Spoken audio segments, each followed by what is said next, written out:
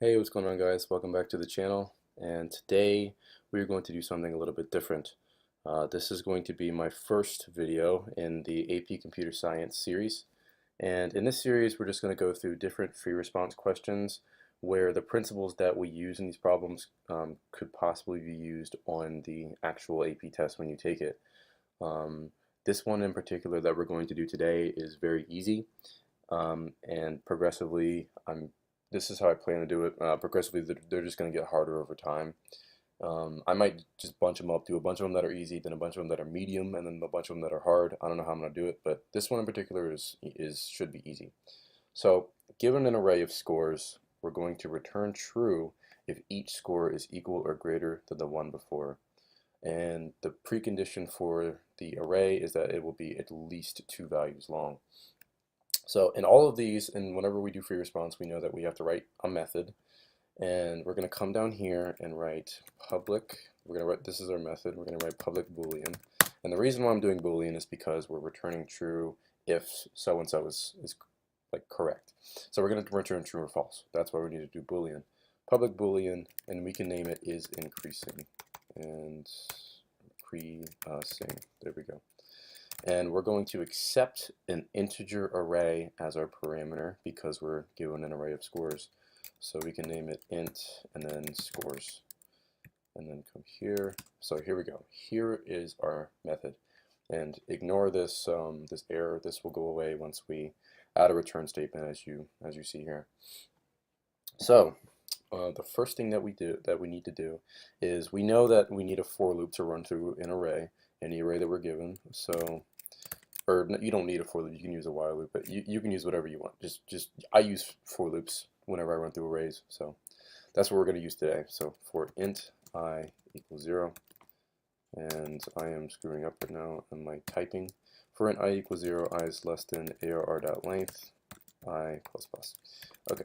So this is going to allow us, and I typed ARR. I'm so used to typing ARR, scores.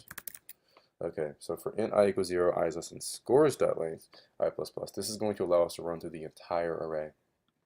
Now, when I look at the problem, when I look at what it's telling us to do, it's saying return true if each score is equal or greater than the one before. So my thought process when I do this is I'm thinking, okay, well, if any of the numbers in the array is greater than the one after it, then it automatically has to return false. Like it automatically has to say, okay, this number is not equal or greater than the one after it, so that means the entire thing is wrong. And the way that we can write that is saying if ARR at I, which is the current index that we're looking at, in this case we're looking at the first one in the array, we can say if it's greater than the one after it, so I plus 1, then we're going to return false. And make sure you spell that wrong. Yeah, so I typed ARR again, my goodness. I need to stop that. Okay, we're going to return false if there's any occurrence in which the number that we're looking at is greater than the number after it. Then we're going to return false. And if the computer never finds an occurrence where that happens, then it's going to kick out of the for loop and return true. Oh my god, I cannot type. Okay, if it does not find any occurrence, then we know that each number in the array is equal or greater than the one before. So it's going to run through the for loop, it's going to run and run and run, and if it never finds it, then it's going to kick out of the for loop and then return true. That is why we have this outside of the for loop. This is the for loop, and then we have return true here. That is why we have to put it outside the for loop.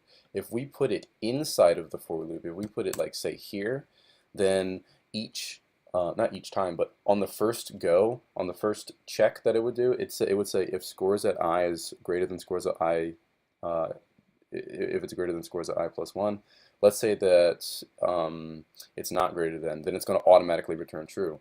Well, you still have to check the entire rest of the array. You completely forgot about all that. That's why we need to put the return true outside of the for loop, so that it kicks out once it's done.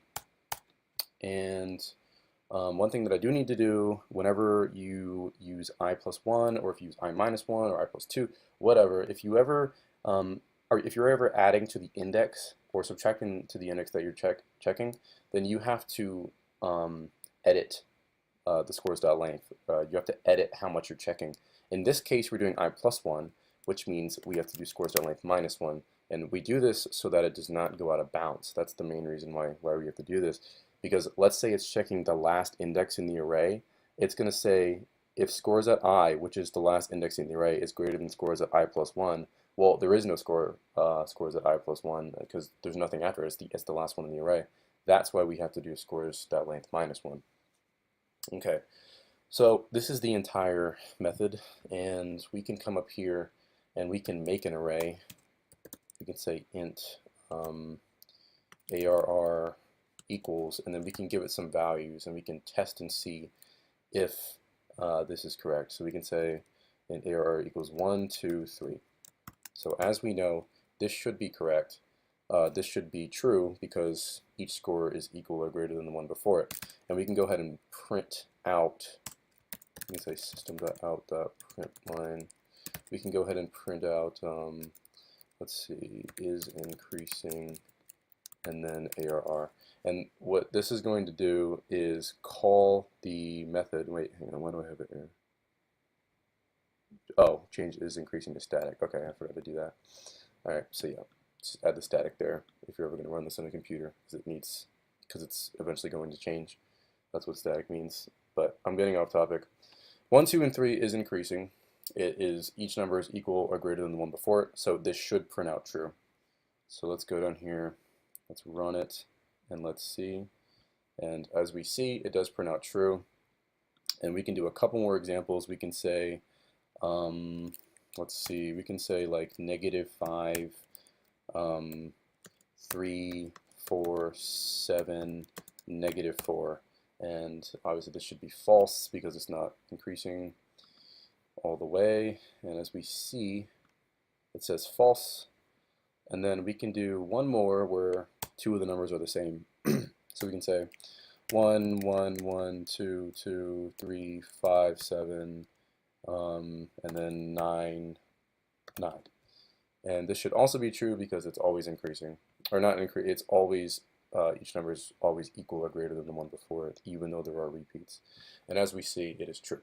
So this is a very basic for your response that you normally wouldn't see one this easy, especially on an AP test. Maybe if you were practicing for the AP test, then you could see this, but you're never going to see this one. You're never going to see a free response this easy. But these principles can be important to use in other free responses that could be harder. So I hope you took something out of this video. I know it wasn't too challenging, but it will get challenging, I promise. So I will see you in a future video, and thank you for watching.